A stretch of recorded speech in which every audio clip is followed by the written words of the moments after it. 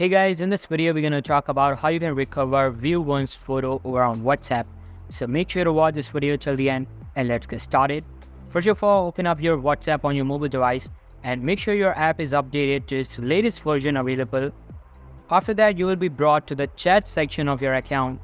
Open the target chat and you can see I have a view one's photo here. If you want to recover it, just follow the following steps carefully.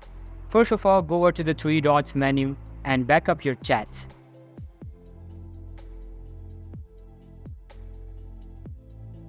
After backing up, open up the file manager, go over to Android folder and inside media, rename WhatsApp folder to anything you like. After renaming, delete the WhatsApp application completely from your device and reinstall it from your Play Store or App Store. After installing, set it up and restore the backup. And your old WhatsApp chats will be back now.